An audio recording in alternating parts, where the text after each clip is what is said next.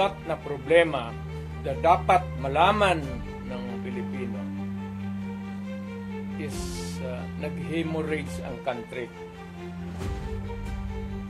Pati yung PhilHealth nga na hindi sa gobyerno, contribution natin yan kasi kung magpa-hospital ka, noon kung may pambayad ka, depende sa ano mo, category yung rates mo, 16 billion na nilipat nila.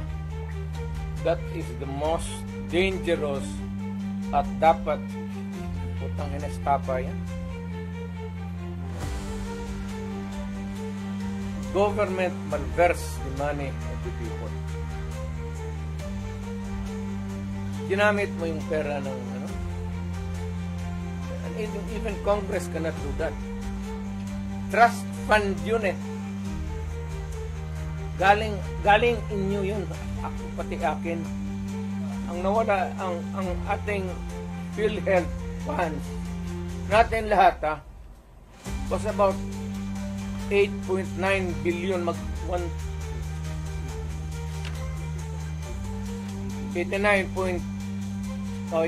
billion.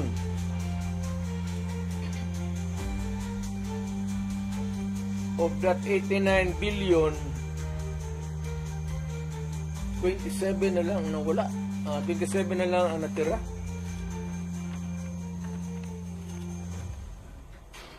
Paano yan? Hindi man maano ng gagawin. Ang atin is, bakit nila pinakialaman? Ang gobyerno na ito, walang project. Wala kang nakikita ng project. Maintenance na lang. Kasi ayuda, ano yan, Maharlika Fund. Ang target nila sa ito ang 250 billion. Kinuna nila ang GSIS ng 62.5 billion. Yan, pera rin ng mga taga-gobyerno yang empleyado. Ang SSS, kinuha rin 62 billion. Private rin yan. Para sa mga empleyado. LBP, 62 billion. DPP, 62 billion. Confidential ban? O sige, tanungin mo ako. What did you about you? You ask me. I'll give you the correct answer. What happened to your confidential? Well, it was spent properly. But why is she not answering the Congress now? Confidential nga eh. Maybe one of the things that I will do next is, of course, this time I would be appealing to every Filipino. Lahat na. Once and for all. Buhay man yung kuwa, hindi man nasunog ang building nila, pero lang kung sunugin eh, nandyan man yan, buksan natin lahat. Huwag na lang muna yung ibang ngayon yung this year lang. Tapos pagkatapos buksan natin next year. Buksan ng Congress. Ang Congressman, hinamon ko ba sila to open your books? There is a fractured governance. Nabali lang, hindi lang na-sprain. There is a fracture in the governance sa ating Pilipinas ngayon. Walang makakorek niyan. Nobody can correct Marcos. Nobody can correct Romualdez. Nobody can it's a long process mapapil sa Supreme Court unless you dala ka ng kaso doon. Matagalan yan. Next year pa yan. So if you want a redress of grievance, there is no urgent remedy. So it is only the military to say. Kaya ang sabihin ko, presidente ako, nakikita ko ang sitwasyon. Kung gano'n rin ang presidente na in face of so many errors there, nagtupak-tupak na ng hanggang nagkaroon ng breakage, fractured governance. It is only the military who can correct it. Saan itong pera? 25 tons of gold reserves natin sold amounting to 129 billion. Paano ito ngayon? Sila lang nakaalam nito. Yung Maharlika, sila lang nakaalam nito. Walang participation ng people dyan pati ito. So, ganitong 25 tons. Alam ba ng military? Matagal na siya natulog. Alam niya yung commander-in-chief niya nagdudruga. Noon pa yan, alam na ng lahat. Baka siya lang ang hindi. Ang mga polis. Kaming taga Davao, alam namin si Lagdameo nagdudruga. Kasi kasama namin siya palagi dito sa dyan kay Pedro. Kaya yung SIPO ni mag-usap kami, yung SIPO ni Lagdameo magtulo yan. Hindi niya alam nagtulo yung SIPO niya. Minsan gano'n na lang yan.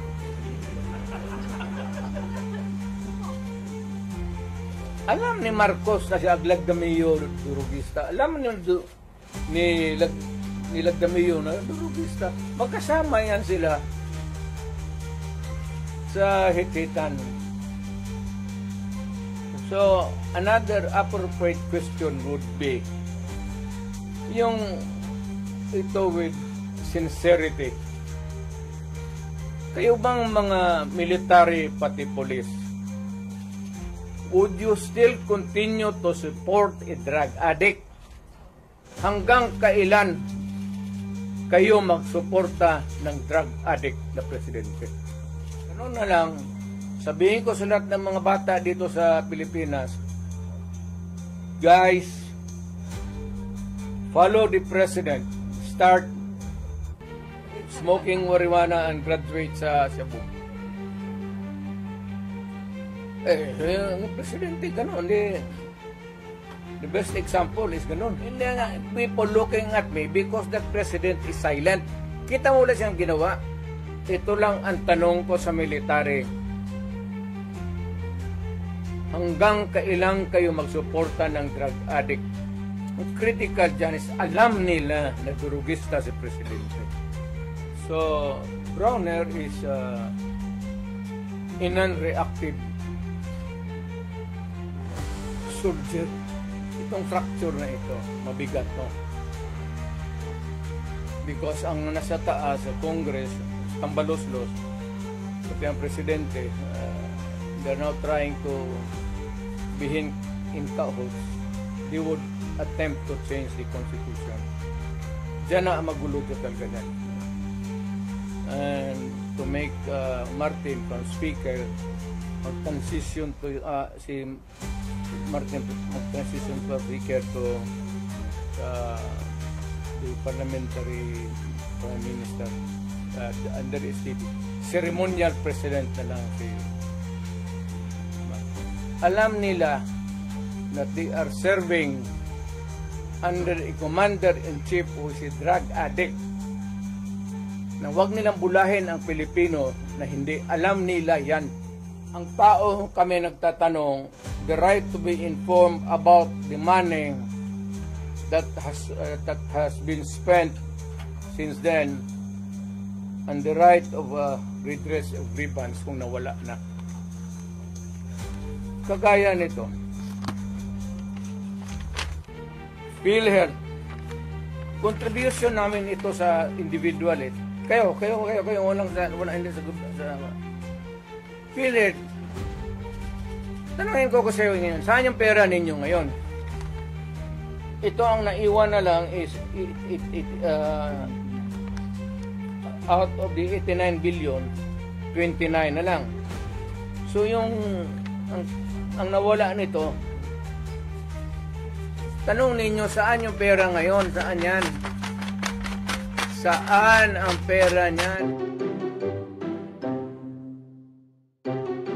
Okay, sige. Lisa Marcos, makinig ka ha. Oh, ibubulgar kita ngayong uyawa ka. O ito, hindi ko dapat to sasabihin. Pero dahil kumukulo talaga yung dugo ko papunta rito, makababa na yung travel ko traffic Minsan, di ba sabi ko sa inyo, anin kami na technical na nag-dinner palagi sa bahay nila sa Nara Street, sa Forbes Park. Ang nakaupo sa dulo si Lisa Marcos, si Bongbong Drug Addict Marcos dito sa kabila. Tatlo doon, tatlo dito. So dito sa tatlong dulo, ako yon. Tabi ko si Lisa Marcos. Kasi palagi niya akong kinakabit. Tala na, mag-yosi na tayo. Kami lang kasi yung nag-yosi. Sa 8 taon na yung 2 lang kaming nag-yosi, kaming 2. Nang pumunta na kami sa garden, makinig ka, Lisa Marcos, makinig ka, yawang ka talaga, animal ka.